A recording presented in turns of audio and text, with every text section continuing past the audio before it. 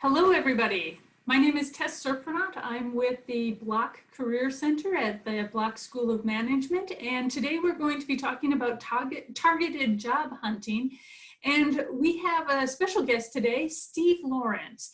Steve Lawrence is the Talent Acquisition Manager at H&R Block, headquartered here in Kansas City. And Steve, you've got a really interesting background. You've worked for some great companies in HR and talent acquisition.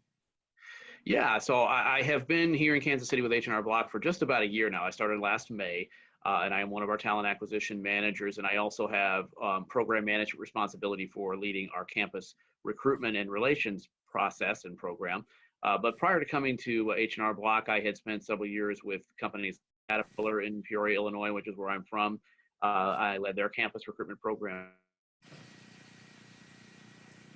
and AT&T in St. Louis. It wasn't called AT&T back then. It was Southwestern Bell. But yes, I have been with a number of large organizations in recruiting and talent acquisition, and I've been in the function for a little about almost 26 years now. Wow, great. Well, then you've got great perspective for our students here today. Obviously, in this time of COVID-19, a lot of people are, find themselves in a job search situation. A lot of people, our grad students, are thinking about making a change here soon. And so as people start thinking about how are they going to go about their job search, there's probably ways to go about it that are more effective than others, more strategic than others. And so I thought maybe we would pick your brain a little bit and get some best practices for our students and those watching our show today. Sure. So I guess my first question for you is as a talent acquisition manager, what's the big thing that you're looking for? When you post a job, you get a bunch of applicants. Mm-hmm. What sets people apart? Well, it's a couple different things. I think, first of all, you have to be able to set yourself apart with your resume. And what I mean by that is when you apply for a position, obviously people are looking at you as a piece of paper initially. So you have to have something on there that's going to differentiate you from your competition, so to speak. So really one of the key things that we look for, and I've seen this at other companies as well, is really around what you do outside of the classroom. Obviously, having a strong educational foundation is critical, and there's nothing there that's not going to change, but it's really about what do you do outside of the classroom. So obviously any type of internship experience or full-time experience that you might have is critical as well. But where I was going was really around leadership abilities and leadership qualities, and what type of extracurricular activities, for lack of a better way of describing it, that you as a student might be involved with. And not just being involved with those, but are you finding your way into leadership opportunities in those activities? And are you actively seeking out those opportunities? Those are the type of things that when someone is looking at that resume, that's going to jump off the page and say, oh, wait a minute, this is very interesting. I want to talk more to this person. Now, once you've got that part, you're past that, and you have the opportunity to actually speak with someone at an organization. It becomes really at that point about relationships, and recruiting in general is about relationships, building relationships, networking, making sure that you have a connection with that individual.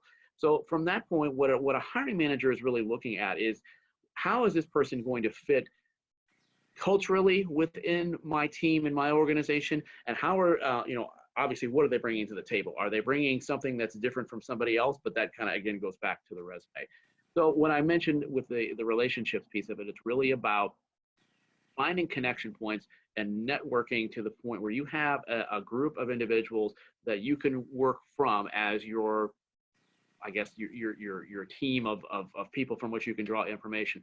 So I think it's about establishing those, building that network. So when you are looking for a career, going out to LinkedIn and other sites and making sure that you're seeking out influencers within that organization or organizations that you are targeting, trying to connect with those individuals, and then through LinkedIn or whatever that source happens to be, start to communicate with them and start to build a rapport if you can, so that when you do get to the point where you are speaking with someone at that organization, hopefully you are speaking to ideally the same person, but then perhaps if not, it's someone who there is a connection with. So once you're able to start connecting those dots through that networking and through that relationship building, then you really start to make inroads with that organization. And in my experience, those are the key things that really start to differentiate people. And yes, there are other things that could come into play, but those are the things in my experience that have been most critical. We always say and tell our students that networking is the best way to find a position. But I know in talking to undergraduates, graduate students, and alumni who have actually been working for a while, they hate doing this. Yeah. They feel like they're going out and kind of using people to advance their career, or that they just don't like this sort of idea of almost cold calling individuals off of LinkedIn. Do you have any suggestions for either in your own experience or how somebody might start that conversation that feels a little bit more natural? Yeah, I think it's really about trying to connect on a personal level with someone. So when you go out to LinkedIn, for example, you're the first thing you're doing is just identifying people. You're not talking to them at that point. You're just trying to find people with whom you can connect. So you're looking probably at a specific company and a specific function at that company. And so initially it's just a matter of, okay, if this person is willing to accept my request for a connection, then at least they know that there is some level of mutual interest. So from that point, it's really about how do you initiate that conversation. And so then it's important to really look at that individual's profile and find some things, if possible, on that profile that you might have a connection point with. Maybe you went to the same school, or maybe you were involved in the same fraternity or sorority or some type of activity. And so if you can find those connection points, you can utilize those to start the conversation. So once you're connected with someone on LinkedIn, you can simply send them what's called an in-mail. And then from that point, you're basically just introducing yourself, and then talking about, hey, I saw that we happen to have this thing in common. You obviously say it better than that, but then start to talk about, I have a great interest in your company. I've admired your company. While we're waiting for Steve to come back, I really like what he has to say about that networking. That it doesn't have to be sort of a big formal thing, but it's a little bit of research, it's a little bit of politely reaching out to somebody, and just expressing interest in the company, I think is a pretty crucial and yet pretty simple way to start that connection. Hi, Steve. We're happy to have you back. I'm sorry, I got disconnected. My Wi-Fi is going in and out. My apologies. I think we're all used to that these days, so not a problem. I wanted to jump back. You had said that one of the things that distinguishes people is those leadership qualities. But what if I'm, say, relatively new in my career, and I've only been working for a couple of years, and I'm pretty low-level position, and maybe I don't feel like I have a lot of leadership experience. How would I still be able to talk about some of the things that I've done that might be impactful? Yeah, I think then it becomes, are you seeking out opportunities to put yourself at the forefront of something that is going on in your organization? And what I mean by that is, if you might just be a participant on a project, are you in that project raising your hand and trying to not necessarily say, I want to be the leader of the project, but putting yourself in a position where you are prominent in that project. You are a decision maker, and you're adding value in a way that is suddenly getting you exposure and getting you the opportunities to do more and more things within that project. So seeking out those types of opportunities are critical, because again, it goes back to exposure. Who can I present myself to and show them what I'm capable of? But then also, and it certainly depends on the organization, but many organizations will have employee organizations. They might be called employee resource groups, or there might just be something else. It might just be an informal group of developers or something at a technology corporation. But again, seeking out opportunities to participate in those types of groups, I think that's a way where you can start to build that leadership ability and to build that information that you could add to your resume. So I think if you can seek out project leadership or high-level project participation opportunities, involvement in other types of employee organizations, or even if it's outside the workplace, if it's just something with church or the community, whatever the case may be, I think those are the type of things that you can do to begin to seek out those types of opportunities. And again, if that's, it might be contradictory to your personality, to be that person that kind of raises your hand, and that's fine. But the one thing I will say that most organizations will challenge people is to get out of that comfort zone. Yes, I imagine so. As you're looking to hire people that you can move into a management or a leadership position, then you'd obviously be looking for some sort of experience and history of taking those responsibilities yourself. I know that we oftentimes hear students saying, I'm applying for everything I can find because I really want to work for a specific company, and not always the best strategy. One of the other things that I'm looking forward to asking Steve about is how he views applicant tracking systems and some best tips for getting through some of these applicant tracking systems. And I think we all have some experience with applicant tracking systems. If you have ever gone online and applied for a job where you had to fill out all of the electronic forms and give your history as well as upload your resume. Most companies are using these in some form or another these days, and I think it can really impact how you're viewed as an applicant. And so it's another one I want to get a recruiter's perspective on. So I was just saying while we were waiting, a couple of the areas that I was going to ask you about was the one that I had asked just as we were losing you before. So if I'm really interested in working at H&R Block, is it better for me to go onto your jobs board and apply for anything I think I'm even remotely qualified for, to really show interest and hope that one of those things works out? Or would it be better for me to target myself a little bit to one or two positions and really dedicate my efforts just there? I would certainly recommend targeting to a smaller number of positions. One or two probably is ideal. What happens sometimes when someone starts applying to many positions, it starts posing questions with both the recruiter and any hiring manager who happens to see that application. They're wondering, well, why is this person applying to so many positions and they're not getting hired to all these positions? So I do think it is important to keep your search focused. And yes, it's also important to not just do that from within H&R Block, but identify which companies that you are specifically interested in. And you can start that in the process, certainly early on in your campus career, as you go to campus career events and you talk to other companies, just start to feel out which ones are going to be ones that I feel have a fit for, obviously, me from a skill standpoint, but also culturally, which ones are going to be the best fit for me.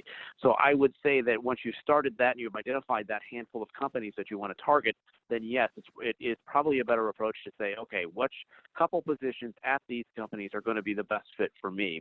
And then again, start your application process, but then also, like we talked about earlier, your networking approach, around those particular positions. And I would take that a little bit further and say, when you apply to the positions, if you can, try to tailor your resume for that particular role as well.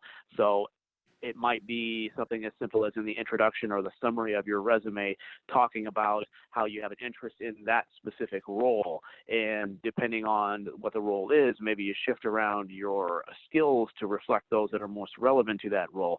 So to answer your question, yes, I think it is probably a better approach to take a more simplified method of just focusing on a couple positions versus anything and everything. So just drawing on a little bit of what you just mentioned about targeting resumes, it makes me think of applicant tracking systems. And we hear so much about the applicant tracking systems and the functions that some companies use where they do the initial screen to search for keywords. Can you talk a little bit about your experience with the applicant tracking systems and things that the applicant should know?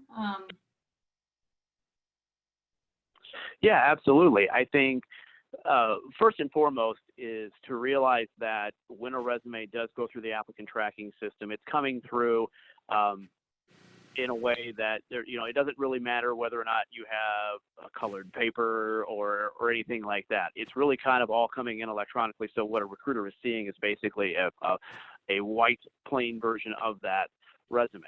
So, but when you're going into the resume, or when you're applying for a position, I should say, it is important to make sure that you're thinking about what are those key terms that are relevant for the role or for the field or function that I'm trying to get in.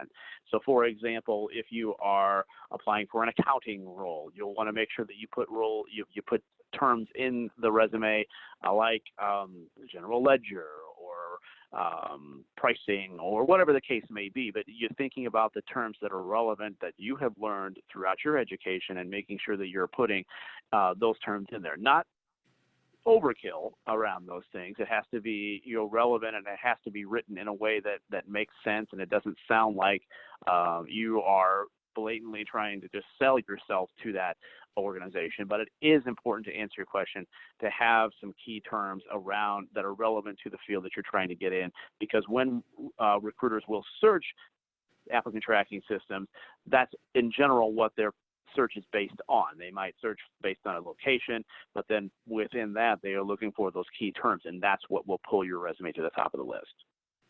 Yeah, because I imagine when you get 100, 200 more applicants for a position, a human being isn't actually looking at every one of those resumes, probably letting the system do the first scan based on keywords.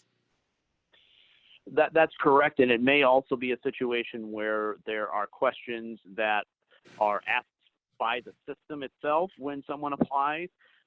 So, for example, if there is I'm just making things up, but if there is a minimum GPA requirement, it might ask the question of what is your GPA or something like that. So there might be some other screening efforts that the system itself is doing to get down to a list that is manageable by the recruiter. So we're going to be entering into a really, I think, pretty tight job market. Not as many positions available and probably a lot of competition. What would be your best tips and suggestions for an applicant to really make the best use of their time and have the greatest level of success? Absolutely. So I think the first thing I will mention is that don't stop, to keep at it and to keep being persistent about your job application process, and understand that even in the best of circumstances, it can take time. So if you go a month or two and you don't hear anything, don't become discouraged, because it does take time in general to get to a point where you found the right position for you. But the other point I will make is that while, yes, when you get into an economic downturn, you'll hear about a lot of companies who are downsizing, who are laying off. But what people don't often realize is that those same companies might be hiring at the same time that they're downsizing. And while that doesn't seem to make sense on the surface, you have to take a step back and understand what those companies are doing on the inside. Basically, when it gets to an economic downturn, what companies are asked to do is they're asked to reduce costs, to find ways to take cost and expenses out of the business. So one of the things that they will do is they will look at the work that is happening across that organization, and they will look for things like, is there duplicate work that might be going on in this department and this department, or is there a particular product group or a particular service that's being offered that isn't providing the type of return that it might be they might have expected it to. And so when they're looking at these sort of things, they may be removing costs from some parts of the business and investing, albeit quietly, in other parts of the business. And so it's really important to not to lose sight of that fact that companies might be hiring at the same time that they're downsizing. And so it's really a matter of continuing to go about the process in the way we've talked about up to this point, which is to be very focused around that process, be very persistent, and build your network and continue to try and build your network. And it's not going to be viewed negatively if you are, trying to build that network like we talked about before. That's really what's going to set you apart. But it's really about, continuing that focused approach. And if you have contacts at that organization, connecting with those contacts and getting some guidance from them as far as what they might be able to suggest in terms of your ability to find the right fit in that organization. It seems too that if you're not necessarily in a job search right now, that there's a lot of things that people can be doing right now to prepare themselves to become a better candidate. Maybe when the economy turns around a little bit, hopefully once the COVID-19 is behind us, things will, hopefully we'll be closer to a V than a nice broad U or anything. Yeah. So networking is obviously one thing. I think you had mentioned, maybe now is the time to even look into taking on some leadership roles. Any other suggestions for things that students could be doing now? If they're not quite ready to jump into the job search, but things that they could be doing to prepare themselves. Absolutely. The first thing that comes to mind is really around interviewing skills. And what that boils down to is not just being able to perform well in an interview, but to have strong interpersonal skills. So if you have companies that will come to campus and they'll do mock interviews, or various departments around the campus will offer tips and tricks on interviews, I would definitely encourage someone to take advantage of those. And it's also important to begin to kind of, I don't want to say research, but to understand what to expect in an interview in general. Now, most companies will do what is called behavioral-based interviewing. And what that means is they are going off the concept that your past behavior will be a good predictor of your future behavior. So they will ask questions about specific examples of things that you have done in the past. You'll hear questions like, tell me about a time when you did this, or give me an example of. And so it's important for a student to keep that in mind when they go into an interview, and to start kind of thinking about examples that they might be able to draw from when they are asked questions. And also understand that when answering those questions, there's a specific method, if you will, that an interviewer is looking to hear from you as a response. They want to hear what is the situation, give an overview of what the actual situation was, and they want something specific. They don't want something general or hypothetical. They want a specific example. Then they want to know of what it is you did. What was the behavior? What specifically did you do to address that situation that you're describing? And then lastly, what was the outcome? What is the specific end game that resulted from that? So helping yourself to be prepared to go into interviews, I think, is something that someone can start to do well before the time they actually have those interviews. Certainly, there's a lot of internet resources that you could search up right now to tell you about how those interviews work. And then also it's about practice as well. If you have opportunities to have mock interviews or any other situations where you might be able to interact with someone who could give you some guidance on being prepared for interviews, I think that is something that would be very critical as well, and could be the turning point. Once you get that, if you have a great resume and you have the opportunity to get the interview, how you perform in that interview and what kind of connection you develop with that interviewer is really what could push you over the top.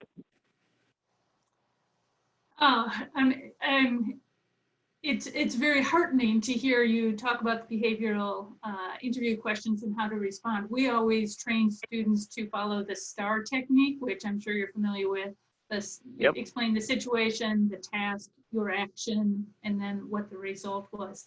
It's a good way to keep people from rambling and sort of on and on and on, as well as really, the result is so important. And I think so often when students or not students, any applicant really, is answering those questions, that after a while it seems like they talk and talk and talk and then get to a point like, oh, I've said too much, and then it's like, and that was it, with no result, no wrapping up, no really talking about the significance of it. Yeah, and I would add to that just to say that having something specific that you can draw upon in your interview responses is so important as well. I think a lot of times, and it's difficult for students because you don't have that broad, necessarily that huge broad base of experience to draw from. But you can certainly think of things in your student experience that you can use as. But it is so critical to not think about it, not to put hypotheticals out there and not to say, well, if I was in this situation, I would do this. No, they want to hear something specific and how you handled it. So Larry, I'm sorry, I just saw a little message from Larry. Before we wrap up, is there anything that you just really want students to know? Yeah, I think and we kind of touched on this already. I think don't be discouraged, regardless of the economic conditions. It's a challenge one way or the other. Even before COVID-19, it was a tight job market because there was, a lot of people and not as many positions, and that's not different now. I think you just have to be persistent. You have to keep at it, and don't become discouraged. Don't also, I think the trap that you can potentially fall into based on what we have talked about is if you take a targeted approach and suddenly you're not getting the inroads into the companies that you've targeted that you would have hoped, that doesn't mean you stop there. That doesn't mean you change direction completely. It's just a matter of tweaking your approach a little bit and understanding, well, let's research this company, and maybe this company is struggling a little bit right now, and that's the reason I'm not making inroads there. Keep tweaking and adjusting your approach, and expanding. Maybe you have to expand the target or the companies that you're targeting. It's just important to be flexible. It's important to be persistent, and it's important to stay positive throughout that process. It's going to be challenging, there's no question, and like I said, it will take some time. And I can speak from personal experience. Even under the best of economic circumstances, it will take time to find a job. And so it's just important to keep at it and to keep trying to build those networks.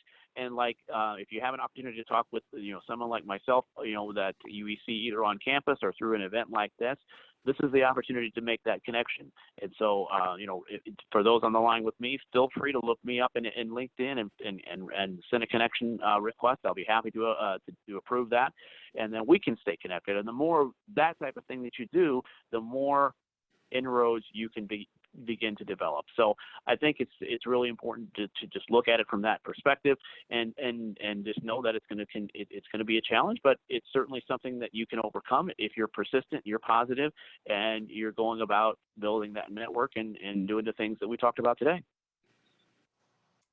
Thanks so much. I think that's actually great advice. I know sometimes people just don't understand how long sometimes a job search is going to take.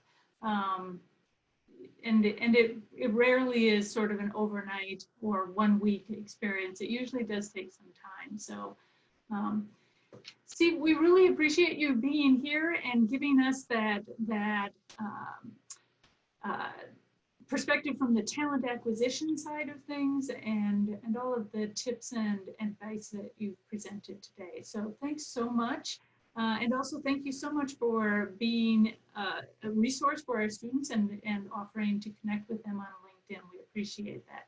So I'm going to sign off, and if students have any questions or interested in doing a mock interview, feel free to contact our office at the Bloch Career Center, and we're always happy to help you with those things. So thank you very much.